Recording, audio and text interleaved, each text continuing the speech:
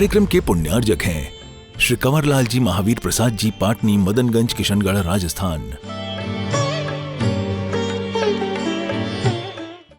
मोह महात्म दलन दिन तप लक्ष्मी भरतार, ते पारस परमेश मुझ हो सुमति दातार। वामानंदन कल्पतरु जयो जगत हितकार, मुनि जन जाकी आस करी, जाचे शिव फल सार। देवादिदेव पार्श्वनाथ भगवान की, वर्तमान शासन नायक श्री वर्धमान महावीर भगवान की जय हो। परम पूज्य आचार्य गुरुवर श्री विद्यासागर जी महाराज की जय हो। आचार्य श्री समय सागर जी महाराज की जय हो। जय बोलिए अरहम ध्यान योग प्रणीता मुनि श्री 108 प्रणम्य सागर जी महाराज की, मुनि संघ की। पार्श्व कथा में भगवान पार्श्वनाथ के पूर्व जीवन का चित्रण अभी भी चल रहा है और उनका वह पूर्व जीवन का चित्रण इतना बड़ा हो गया है कि आप लोग सोच सकते हैं कि जब उनकी यह पृष्ठभूमि इतनी दीर्घ है तो उनका वास्तविक जीवन जब पार्श्वनाथ तीर्थंकर के रूप में होगा तो कितना उन्नत और कितना विशाल होगा। यह इसीलिए यह दीर्घ पृष्ठभूमि बन रही है कि तीर्थंकर बनने से पहले वह किस तरह से अपनी आत्मा को तैयार करते हैं। वह तैयारी बड़ी चीज़ है। कोई भी महान कार्य किया जाता है, बड़ा कार्य किया जाता है तो उससे पहले एक बहुत अच्छी तैयारी की आवश्यकता होती है। किसी भी उत्कृष्ट कार्य को करने के लिए महापुरुष उससे पहले अपना मन वचन काय एकाग्र करते हुए उससे संबंधित जो कुछ भी कार्य होते हैं उन कार्यों को पूर्ण करते हैं। अगर आपको बताएं तो आचार्य शांति सागर जी महाराज ने जब समाधि ली थी तो उससे पहले भी उन्होंने नमोकार मंत्र के करोड़ों जाप किए थे।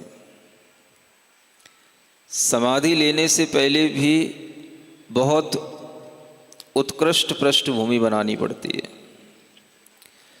उसी तरह से जब हम भगवान पार्श्वनाथ की कथा को देख रहे हैं तो तीर्थंकर भावना भाने से पहले उन्होंने अपने जीवन को मुनिचर्या से सुसज्जित किया और तीर्थंकर बनने से पहले उन्होंने ये भावना की जो 16 कारण भावनाओं के माध्यम से हमारे सामने आ रही है। कोई भी महनी कार्य किया जाता है, बड़ा कार्य किया जाता है तो उससे पहले इस तरह से अनुष्ठान किए जाते हैं।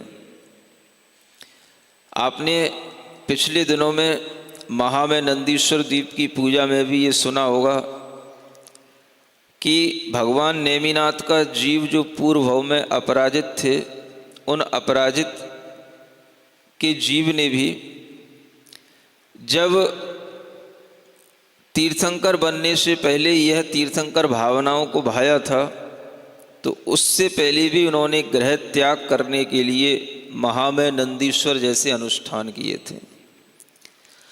यानी किसी भी महनी कार्य को करने से पहले बड़े अनुष्ठान करके उसकी भूमिका बनाई जाती है। सुन रहे हो? आपका चातुर्मास अब तो समाप्ति की ओर ही है। कल चतुर्दशी है, आज धनतेरस है। इस चातुर्मास से भी पहले जब आप लोग आए थे तो उस समय पर भी आपसे कहा था कि आपके लिए यह चातुर्मास तभी मिलेगा जब आप बड़े बाबा के मंत्र का जाप करते रहें। यह अनुष्ठान करने से पूर्व में जो हम इस तरह से अपने मन को तैयार करते हैं, यही हमारी तैयारी आगे के कार्य की सफलता के लिए होती है। समझ रहे हैं? जो भी कार्य आगे भी आपको करने होंगे, उससे पूर्व में भी एक अच्छे जाप्य आदि अनुष्ठान करके ही उन कार्यों को संपादन किया जाता है। यह भूमिका बनाई जाती है, इसलिए भूमिका जितनी अच्छी बनती है भवन उतना ही अच्छा बनता है। तो भगवान पार्श्वनाथ के जीवन का यह जो दीर्घ काल बहुत दिनों से चल रहा है और उनके विषय में हमने बहुत सारी चीज़ों का ज्ञान किया। अभी वह 16 कारण भावना भा रहे हैं। कौन सी भावना? ये बहुत बड़ी भावनाएं होती हैं। इनको सुनना नहीं होता, गुनना होता है, और गुन करके इनको भीतर आत्मा में इन्हें भावित करना होता है। इनमें अपने मन को डुबोना होता है। भावनाएं जब हमारे भीतर आत्मसात होने लग जाती हैं तो वो भावनाएं हमारे लिए काम में आती हैं। आप लोग केवल भावनाओं को भी सुनते हैं, गुनने का तो टाइम आपको है ही नहीं। तो जब तक उन भावनाओं को भीतर से भाया नहीं जाएगा, गुना नहीं जाएगा, तब तक वो भावनाएं कार्यकारी नहीं होती हैं। तो उन भावनाओं को भीतर से भाना चाहिए, सुनना भी चाहिए और सुन करके उन्हें भाना भी चाहिए। उन भावनाओं को भाने के लिए आपके सामने दर्शन विशुद्धि भावना, विनय संपन्नता की भावना है ना, शील व्रतों की भावना, अवीक्षण ज्ञानोपयोग की भावना, ये सभी भावनाएं आपके सामने आ चुकी हैं। आज हम और 2 भावनाएं पढ़ते हैं। यह 5वीं भावना है संवेग भावना, और 6वीं भावना है यह शक्ति के अनुसार त्याग करने की भावना, दान की भावना। कैसे इसको भाया जाता है, परिभाषा पढ़ते हैं और फिर उसको भाने की कोशिश करते हैं। पेज नंबर 67, 151 नंबर का छंद। धर्म धर्म के फल विषय बरतय प्रीति विषेख, ये भावना पंचमी लिखे जनागम देख। औषध अभय ज्ञान आहार महादान यह 4 प्रकार, शक्ति समान सदा निर्भय 6ठी भावना धारक वही। यह संवेग भावना होती है। धर्म और धर्म के फल में प्रीति उत्पन्न होना। किसमें प्रीति उत्पन्न होना? धर्म में और धर्म के फल में।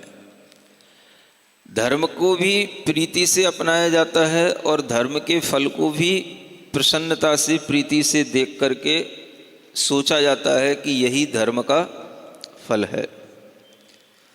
और ये धर्म और धर्म के फल में जब हमारे अंदर अनुराग आ जाता है तो ये संवेग भावना हमारे अंदर आने लग जाती है।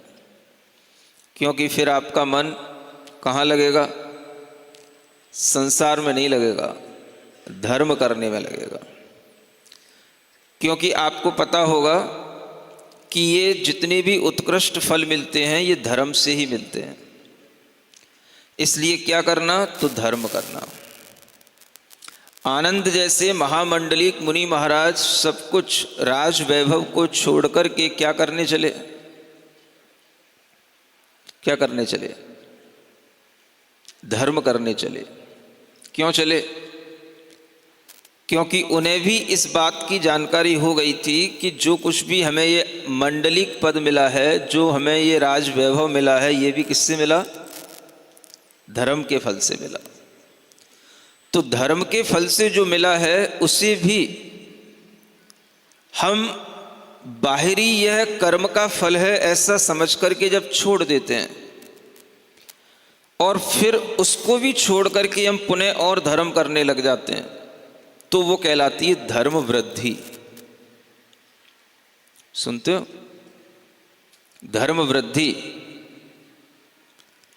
आप लोग जब भी नमोस्तु करते हैं तो कहते हैं महाराज आशीर्वाद दो। किसका आशीर्वाद चाहते हो? आज धनतेरस है महाराज, धन वृद्धि हो, इसका आशीर्वाद दो। मुनि महाराज किसका आशीर्वाद देते हैं? धन वृद्धि तो केवल धनतेरस के लिए है, लेकिन मुनि महाराज सोचते विचारते क्या है? आपके धर्म की वृद्धि हो, और धर्म वृद्धि के साथ आपका शुभ हो, आपका मंगल हो। जहां इतना विचार आ गया, आशीर्वाद में ये भाव आ गया कि आपके लिए धर्म की वृद्धि हो, आपका शुभ हो, आपका मंगल हो, तो उसमें सब हो गया। धन शुभ होना चाहिए, धन भी हमारे लिए मंगल के कार्य में आना चाहिए। इसलिए मुनि महाराज चाहे धनतेरस हो चाहे अनंत चतुर्दशी हो, आशीर्वाद क्या देंगे? धर्म की वृद्धि हो, शुभ हो और आपके जीवन में मंगल हो। जब इस तरह का आशीर्वाद आप प्राप्त कर लेंगे तो आपके लिए धनतेरस के दिन भी धन की वृद्धि के साथ साथ आपके लिए शुभ होना, मंगल होना, ये सब कुछ अपने आप होने लग जाता है। लेकिन आपके भावों में क्या रहता है? केवल धन की वृद्धि, धर्म की वृद्धि। अब मुनि महाराज धर्म की वृद्धि का आशीर्वाद क्यों देते हैं पता है आपको? आपको एक नया रहस्य बता रहा हूं जो आपने कभी नहीं सुना होगा।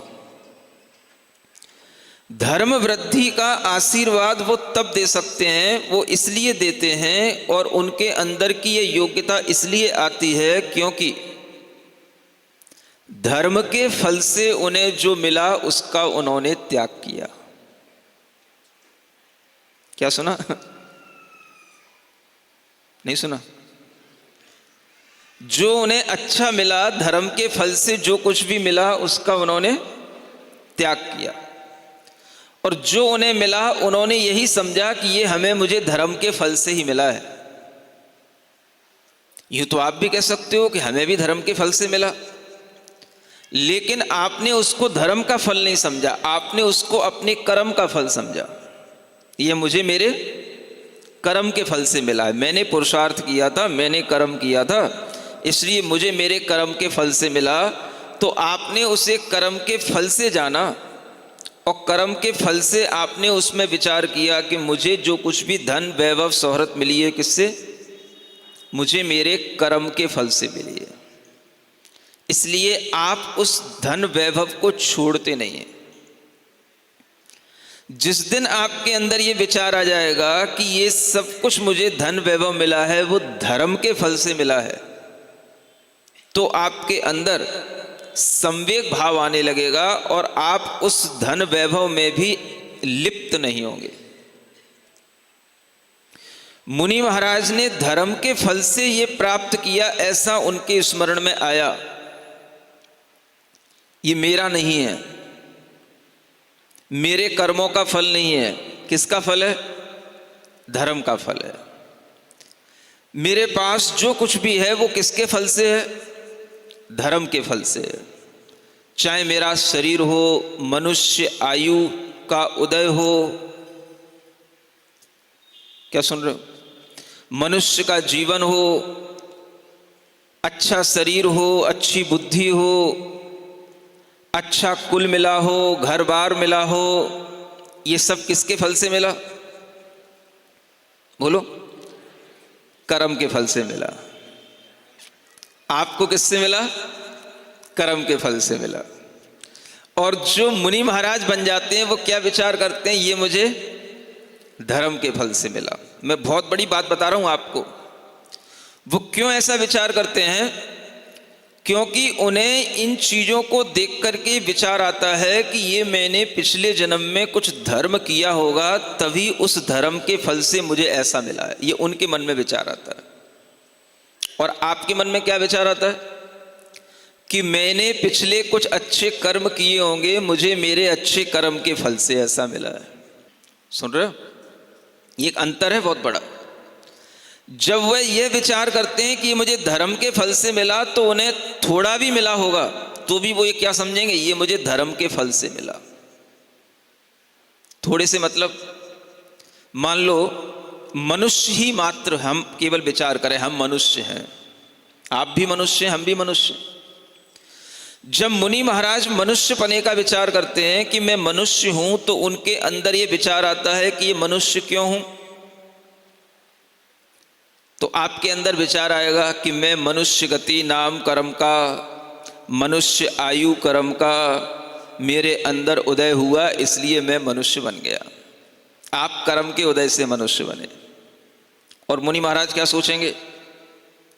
हमने पिछले जन्म में कोई अच्छा धर्म किया था, धर्म भाव किया था, इसलिए हमें ऐसा अच्छा मनुष्य का जीवन मिला, जिस जीवन में मैं मनुष्य के लिए, मनुष्य जीवन के लिए सार्थक एक एक आयु के निषेक को कर रहा हूं।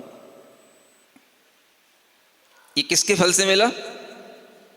मुनि महाराज को धर्म के फल से मिला। तो जब ये विचार आएगा कि हमें मनुष्य का जीवन धर्म के फल से मिला, तो फिर विचार क्या आएगा? इसको धर्म में ही लगाना है। जिस बीज से जो फल उत्पन्न हुआ है, फिर उससे पुनः जो बीज बने उसको पुनः फिर उसी में लगाना है। ऐसा नहीं कि फल खा पी करके समाप्त कर देना और बीजों को नष्ट कर देना है और भाई आगे बढ़ जाओ। क्या सुना? धर्म के फल से मनुष्य का यह जीवन मिला, इतना अच्छा जीवन मिला, इतना अच्छा शरीर मिला, कुल मिला, बुद्धि मिली, वैभव मिला। किसके फल से मिला? बोलो। मुनि महाराज को धर्म के फल से मिला। इसलिए वो क्या सोचते हैं? इसको धर्म में ही लगाना, जिससे जो मिला है उसको उसी में मिलाना। क्या सुना?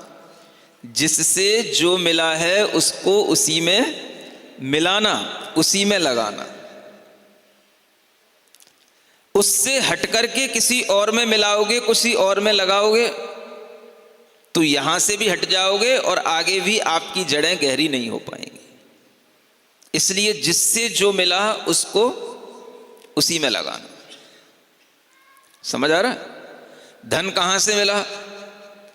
अगर आपको ये पता हो जाएगा कि धन हमें धर्म से मिला, तो फिर आपका धन भी कहां लगेगा? आगे आने वाली जो त्याग की भावना है इसमें लगेगा। आहार दान में, औषध दान में, वसतिका दान में, उपकरण दान में, अभय दान में, धर्म ध्यान में। तो धन को आप प्राप्त तो करना चाहते हो, लेकिन धन को लगाना कहाँ है? ये आपके विचार में उसी परिणाम से आएगा जिस परिणाम से वो धन आपके पास आएगा। अगर आपको ये पता है कि धन हमारे कर्म से अर्जित हुआ है, हमने अपने व्यवसाय से उसको अर्जित किया है, तो फिर आप उसको व्यवसाय में लगाएंगे, व्यवसाय की वृद्धि करने में लगाएंगे। जब आपके लिए एक फैक्ट्री बन जाती है, एक कंपनी में काम आपका बढ़ जाता है, वो कंपनी जब चलने लग जाती है, तो उससे निकला हुआ धन फिर आप किस में लगाएंगे? उसी कंपनी की और दूसरी ब्रांच खोलने में। फैक्ट्री है तो एक और नई फैक्ट्री डालने में। एक जयपुर में है तो एक अजमेर में भी होनी चाहिए, एक बेंगलोर में और एक गुड़गांव में भी होनी चाहिए। समझ आ रहा है? ये धन का जो हमारे लिए विचार आता है, ये विचार ही महत्वपूर्ण होता है, भावना ही महत्वपूर्ण है। और भावना कहाँ से बनेगी? जैसा विचार होगा वैसी भावना बनेगी। तो कई लोग समझ नहीं पाते कि ये भावना क्यों है। समझ आ रहा है? ये 16 कारण भावनाएं क्यों हैं? भाई, शक्ति के अनुसार त्याग करना, इसमें भावना की क्या बात हो गई? हमारी जितनी शक्ति होगी हम उतना त्याग करते रहेंगे, तो इसमें भावना क्या हो गई? आज ही एक विद्वान महोदय ने हमसे प्रश्न किया, ये भावना क्या हो गई? समझ आ रहा है? तो भावना कहाँ से आती है? विचार से आती है। और विचार कैसा है वो आपके ऊपर निर्भर करता है। वो विचार आपका अगर सही नहीं है तो आप उसे सही भी बना सकते हैं, आप अपने विचार को डाइवर्ट भी कर सकते हैं। तो मैं आपको वही गहरी बात बता रहा हूं कि आपके मन में विचार क्या आता है कि हमने जो धन वैभव प्रतिष्ठा अर्जित की वो किससे की? कर्म किससे? कर्म करके की, कर्म के उदय से हुई। समझ आ रहा है? मेरे कर्म का फल है, मैंने पुरुषार्थ किया था, मैंने पसीना बहाया। आपको पता नहीं महाराज, मेरी तो स्थिति ऐसी हो गई थी कि मेरे पास एक वक्त का भोजन भी नहीं था। मैंने फिर भी अपने धैर्य को धारण करके उसको, व्यवसाय को, छोटे छोटे कामों में लग करके फिर बड़े बड़े कामों को कर करके आज ये स्थिति बनाई है।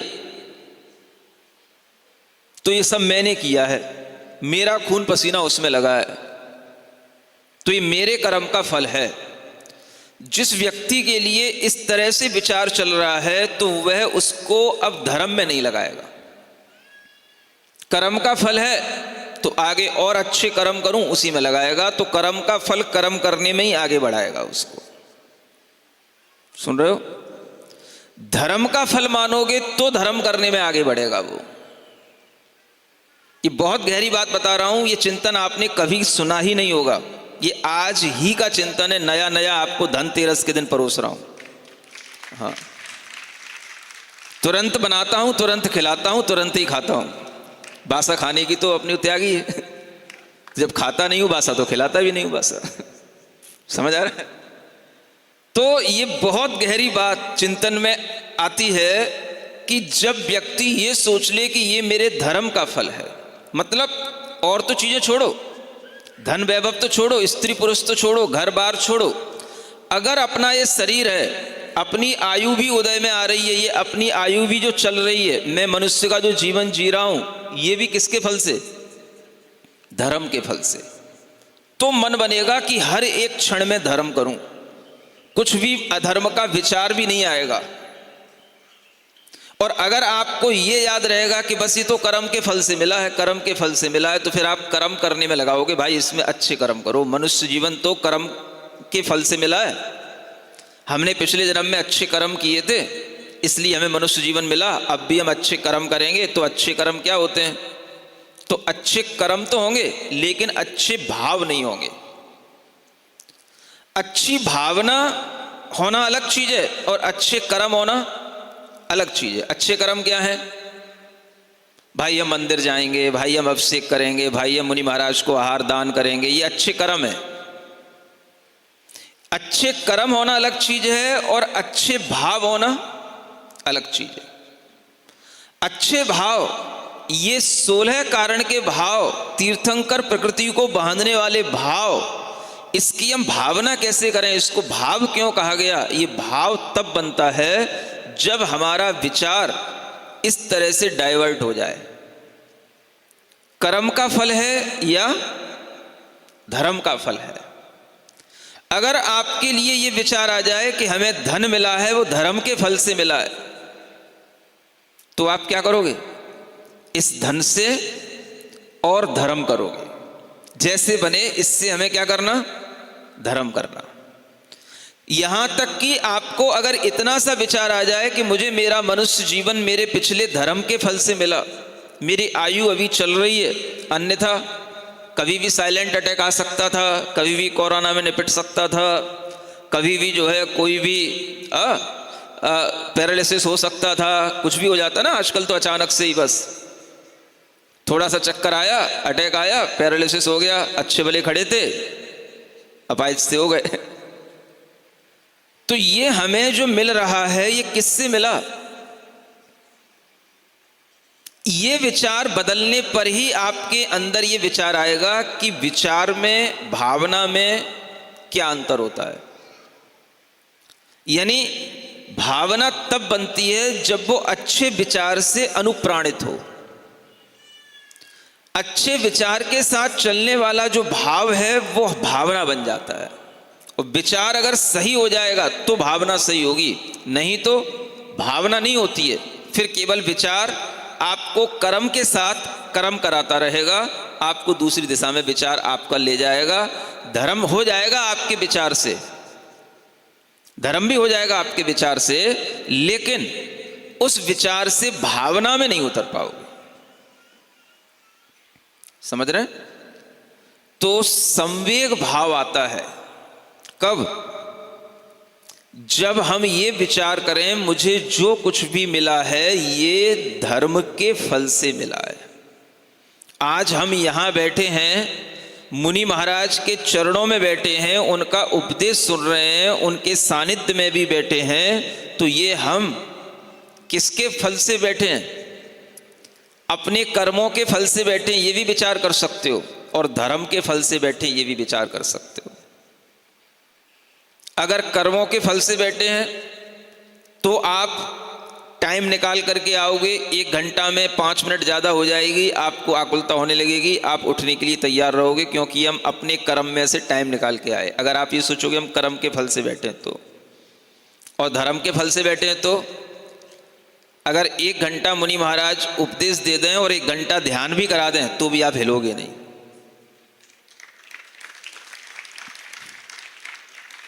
समझ में आ रहा है?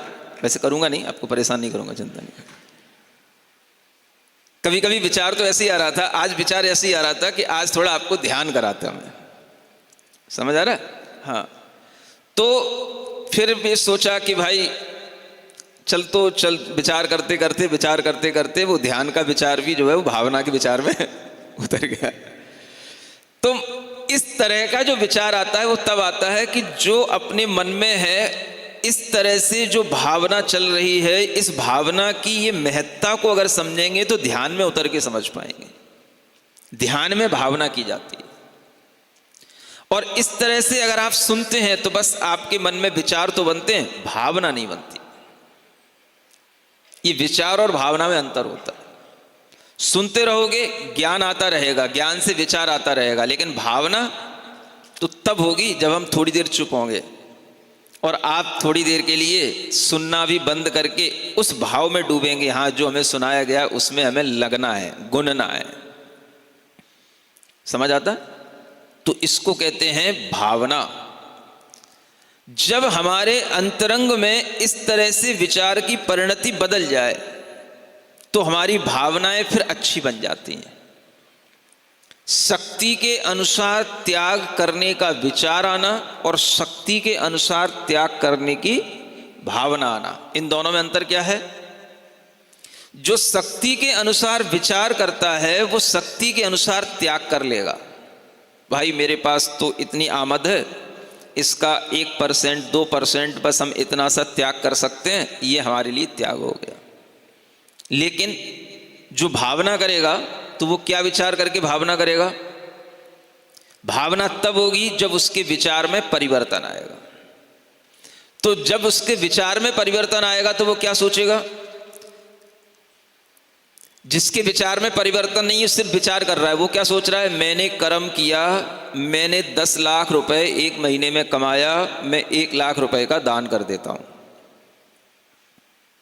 सुन रहे हो? ये किसका विचार है? ये कर्म करने वाले जीव का विचार है। और धर्म करने वाले जीव का क्या विचार है? मैंने 10 लाख रुपए अर्जित किए, ये धर्म के फल से अर्जित किए। अब मेरे मन में आ रहा है कि जितना बस अपने लिए घर बार के लिए जरूरी है, 1 लाख रुपए में घर महीने में चल जाएगा, बाकी 9 लाख रुपए दान कर देता हूं।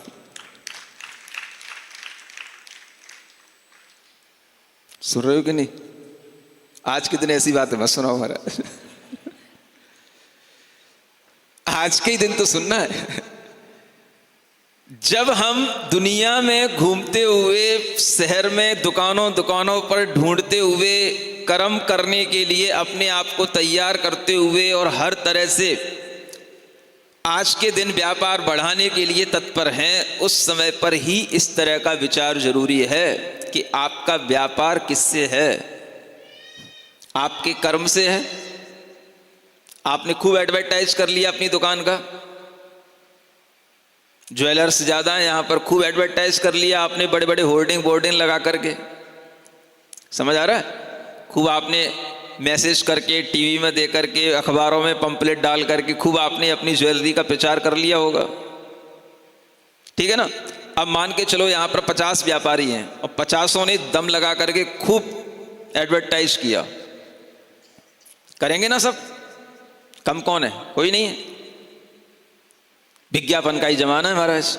जिसका विज्ञापन जितना अच्छा होगा, जिसका शोरूम जितना चमकेगा, जिसके शोरूम में जितनी ज़्यादा लाइटिंग होगी, उतने ही ज़्यादा ग्राहक उसमें लूटिंग का काम हम कर पाएंगे। नहीं समझ में आ रहा? ये लूटिंग हिंदी का शब्द नहीं है। क्या सुन रहे हो? पढ़े लिखे हो कि नहीं? क्या बोल रहा हूं मैं? कुछ शब्द ऐसे हमारी जबान पर चढ़े होते हैं कि हम ये समझते हैं कि हम हिंदी ही बोल रहे हैं। लूटपाट हो रही है, लूट रहे हैं। ये लूट हिंदी का शब्द नहीं है। किसका शब्द है? ये इंग्लिश का ही शब्द है। समझ आ रहा है? जितनी लाइटिंग उतनी लूटिंग। ये है दीपावली का फंडा। ये है विज्ञापन का फंडा। तो आप इस फंडे पर चल करके कितना आगे बढ़ जाओगे, कितना विज्ञापन से आप कितना ज़्यादा प्रॉफिट कर लोगे, कितना ज़्यादा आपका वह बिजनेस बढ़ जाएगा और आपके लिए कितना फल मिल जाएगा, ये सब मिल भी जाएगा तो ये आपके लिए आगे कहाँ ले जाने वाला होगा, ये आपके विचार पर निर्भर करेगा। और विचार क्या? मैंने इतना विज्ञापन किया था, मैंने इतनी लाइटिंग लगाई थी, मैंने इतना शोरूम को डेकोरेट किया था, तब जा कर के इतना प्रॉफिट हो पाया है। तो ये किसका फल है? ये मेरे कर्मों का फल है। मैंने पुरुषार्थ किया, ठीक है। अब अगली बार और इससे अच्छा करूंगा तो और ज्यादा मिलेगा। तो ऐसा व्यक्ति कभी भी संवेग भाव में नहीं आ पाएगा। और जब संवेग नहीं होगा तो त्याग भावना भी उसमें नहीं आ पाएगी। उसके द्वारा त्याग करने का भाव नहीं आएगा। वो हमेशा उस अर्जित धन को और अपने कर्म के माध्यम से बढ़ाने की कोशिश करेगा। और यही शिक्षा वो अपने बेटियों को देगा, सबको देगा। ये क्या? ये विचार है, भावना नहीं है उसकी। जब ये संवेग भावना आ जाएगी, जब ये शक्तितः त्याग की भावना आ जाएगी, तो फिर वह कितना परिवर्तन आ जाएगा। सुन लिया ना? क्या सोचेगा? ये किसका फल है? ये धर्म का फल है। और धर्म का फल है तो फिर भैया किस में लगने दो? धर्म में ही लगने दो। बाकी अपने काम के लिए जितना काम चलाना जरूरी है उतना चलने दो, बाकी सब धर्म में लगने दो। ये भावना रहेगी तो कहलाएगी शक्तितः त्याग की भावना। और शक्ति के अनुसार आपने छोटा सा त्याग कर दिया। 4 महीने पहले आपने कोई कलश रखा होगा, सुन रहे हो? आज सभी वही लोग आने वाले हैं ना यहाँ पर। अब मान लो कोई करोड़पति हो और उसने भी जो है 1 लाख का कोई कलश रखा हो, तो अब सोचो 4 महीने में वो 1 लाख भी जो है वो उसमें भी वो कमा रहा है। वो नहीं समझ आ रहा है? उसके लिए वह त्याग कहलाया, दान कहलाया, ये उसके विचार कहलाए या उसकी भावना कहलाई? कई लोग तो ऐसे भी होते हैं कि भाई ठीक है, हमारे तुमसे संबंध है, हमारे तुमसे संबंध है, अब आपने कहा है चलो कर देते हैं। तो ये क्या हो गया? ये विचार हो गया, ये भावना नहीं हुई। भावना अपने आप में इतनी बलवती चीज होती है कि वह व्यक्ति ये सोचता है कि हम किस परसेंट से क्या कर रहे हैं, हमें क्या करना चाहिए था और हमने कितना सा किया। ये विचार उसके अंदर जब आता है तो वो भावना के रूप में समाता है। तो ऐसे व्यक्ति जिसने इस तरीके की भावना की होगी, उसने तो शक्ति तस त्याग की 4 महीना भावना भी की हो सकती है कि मैंने शक्ति के अनुसार धर्म के फल को धर्म में लगाया, ये हमारी भावना बन गई। समझ में आया? और जिसने केवल प्रॉफिट देखा, रिलेशन देखा, तो उसने केवल विचार किया। ठीक है, वो विचार भी धर्म का विचार है, लेकिन धर्म का विचार और धर्म की भावना, इन दोनों में अंतर समझ पाओगे? समझ रहे हो? तो क्या करना, अगर तीर्थंकर जैसे शुभ कर्मों का अर्जन करना है तो क्या करना पड़ेगा? विचार से काम नहीं चलेगा। विचार तो सबके पास होते हैं, ज्ञान सबके पास होता है। भावना करना, डूबना उसी में। और इस तरह का जब विचार बढ़ता चला जाता है, तभी ये विचार हमारे अंदर भावना के रूप में आकर के फिर ये भावना ही आत्मा का भाव बन जाता है। फिर आत्मा में हर समय यही भाव आएगा। हम जो कुछ कर रहे हैं वो क्या कर रहे हैं? धर्म के फल को भोग रहे हैं। हम जो कुछ भी त्याग कर रहे हैं, क्या कर रहे हैं? धर्म के फल से जो मिला उसी का हम त्याग कर रहे हैं। हम जो कुछ भी कर रहे हैं वो क्या कर रहे हैं? वो धर्म ही कर रहे हैं। धर्म के फल से मिला है तो आप उसका त्याग करके पुनः धर्म कर रहे हैं। तो इसको बोलते हैं धर्म वृद्धि। सुनते हो? आपके लिए तो वह धन वृद्धि तब समझ में आती है जब आप उस धन को बढ़ाते चले जाओ। और धर्म की वृद्धि कब होती है? जो धर्म के फल से मिला है उसे छोड़ते चले जाओ, तो होती है धर्म की वृद्धि। नहीं समझ आया? धन की वृद्धि कब होगी? जो धन आ रहा है उस धन में उस धन को जोड़ते चले जाओ, ब्याज पर ब्याज जोड़ते चले जाओ, तो क्या होगी? धन वृद्धि। चक्रवर्ती ब्याज से वह वृद्धि होना चाहिए, महाराज ऐसा आशीर्वाद दे दो, हाँ? तो वो धन वृद्धि होगी इस तरह से। और धर्म वृद्धि कब होगी? जो धर्म है उस धर्म को करके उसके फल से जो मिला उसको पुनः धर्म में लगाया, और फिर उसके फल से जो मिला उसको भी छोड़ा, फिर धर्म में लगाया, उससे मिला उसको भी छोड़ा, पुनः फिर धर्म में लगाया। इस तरह से छोड़ छोड़ करके जो वृद्धि की जाती है उसे कहते हैं धर्म वृद्धि। सुन रहे हो? आज बहुत अनोखा चिंतन आ रहा है आपके लिए। पंडित जी से पूछ लो, कभी सुना नहीं होगा अन्य ऐसा, है? हाँ, बिल्कुल नया चिंतन है। ये धर्म वृद्धि का भाव। तो मैं ये कह रहा था कि मुनि महाराज को ये अधिकार क्यों है धर्म वृद्धि का आशीर्वाद देने का? ये मेरे चिंतन में आया। क्यों धर्म की वृद्धि का आशीर्वाद देते मुनि महाराज? उन्हें ये पता हो गया कि मुझे जो मिला था ये सब मेरा नहीं था। किसका था? धर्म का फल था। सो धर्म के फल को खाना नहीं। सो उन्होंने क्या किया? सब छोड़ दिया। तो उसको छोड़ने से उनके अंदर धर्म बढ़ गया। तो धर्म बढ़ गया तो उनके अंदर धर्म वृद्धि हो गई। तो वो हमेशा इसी धर्म वृद्धि के साथ चलते हैं। उन्हें जो कुछ भी मिलता है वो उसको छोड़ते जाते हैं, आगे बढ़ते जाते हैं और धर्म वृद्धि करते जाते हैं। इसलिए सब जो उनके सामने आते हैं उनको धर्म वृद्धि का आशीर्वाद देते जाते हैं। भैया मेरे पास तो धर्म ही है, धर्म वृद्धि का ही आशीर्वाद मिलेगा। क्यों? सही बात है ना? जिसके पास जो होगा वही तो देगा। तो धर्म की वृद्धि वो करते हैं, इसलिए धर्म का वृद्धि का आशीर्वाद देते हैं। आज तक मैंने लॉजिक कहीं पढ़ा नहीं है, पहली बार दिमाग में आया है, धर्म वृद्धि आशीर्वाद। समझ में आ रहा है? हाँ। क्यों धर्म वृद्धि भाई? और किसी के हक में नहीं है धर्म वृद्धि।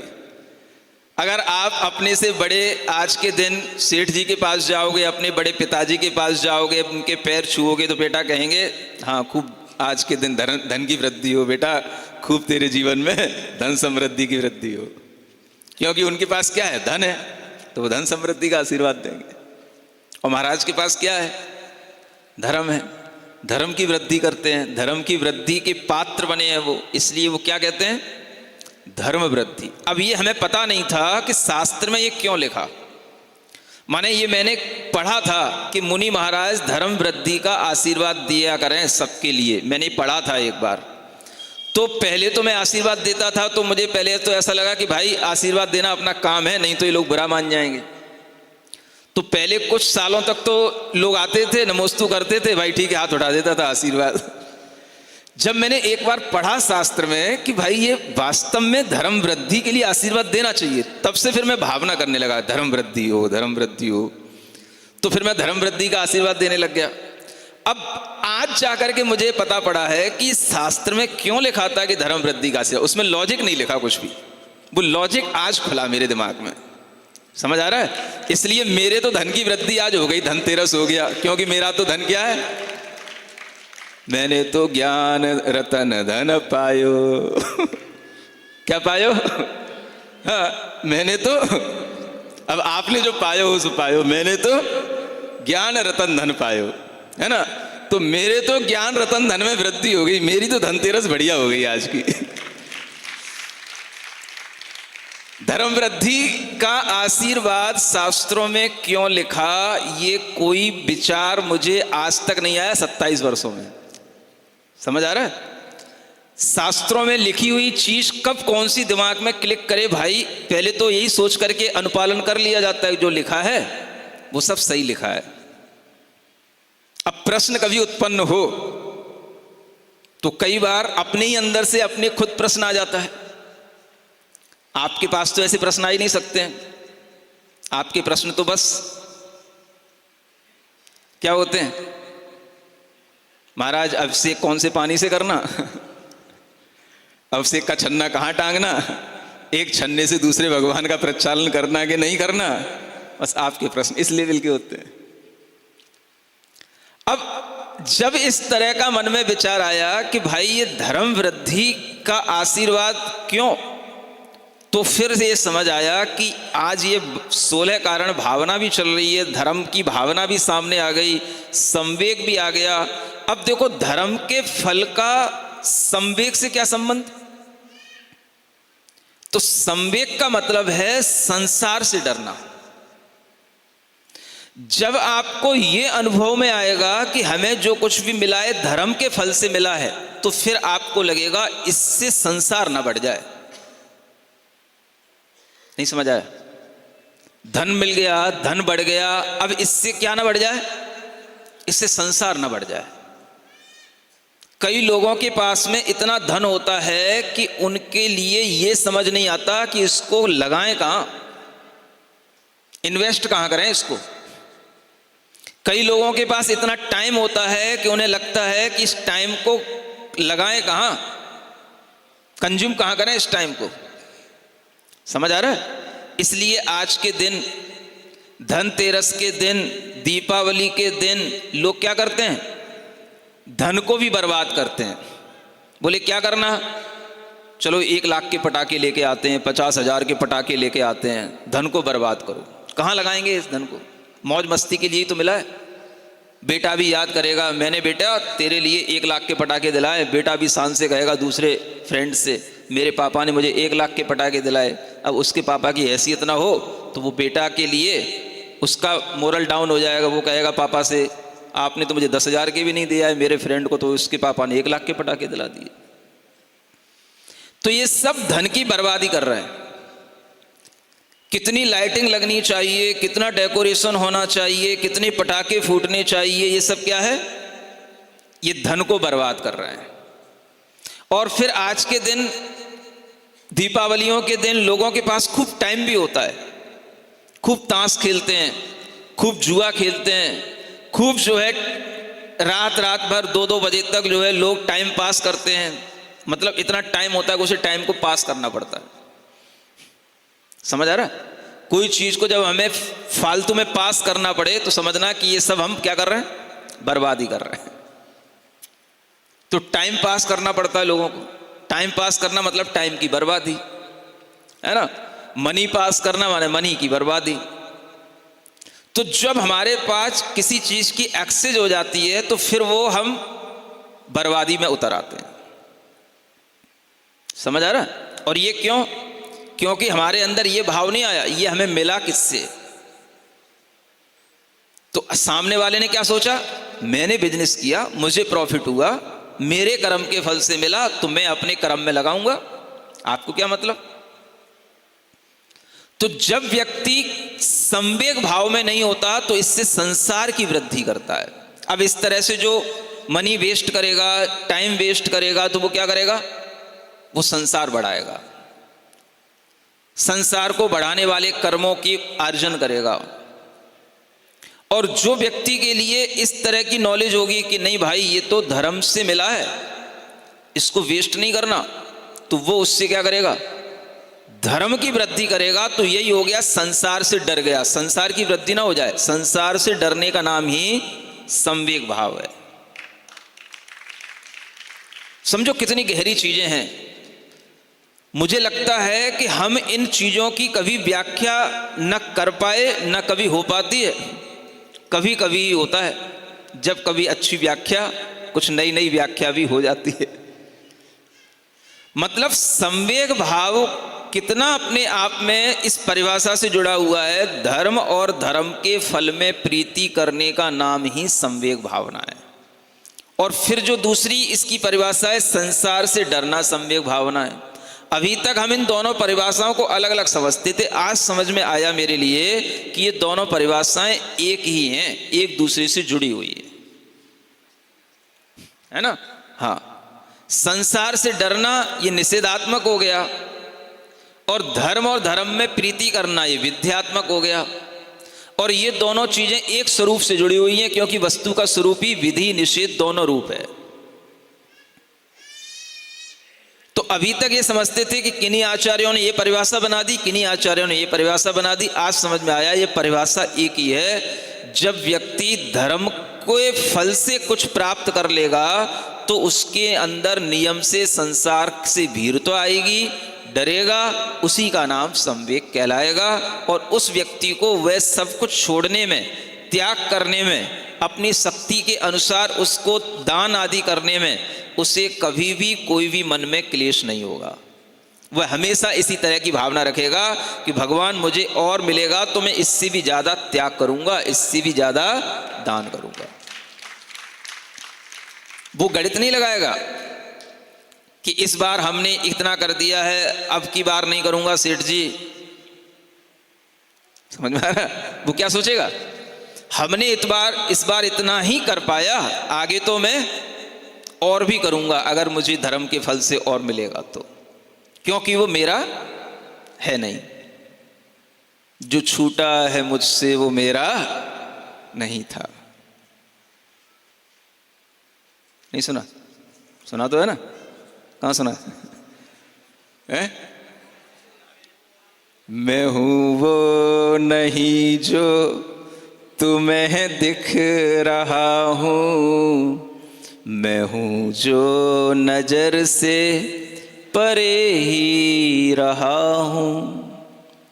न जाने कहां से यहाँ आ गया हूँ, मैं चेतन हूँ तन में समाया गया हूँ, मैं चेतन हूँ तन में समाया गया हूँ।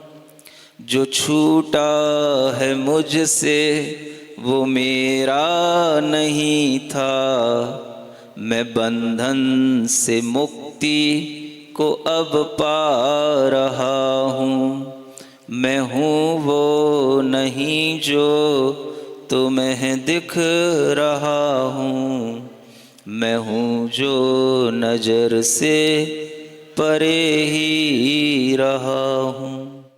इस कार्यक्रम के पुण्यार्जक थे श्री कंवरलाल जी महावीर प्रसाद जी, पाटनी, मदनगंज, किशनगढ़, राजस्थान।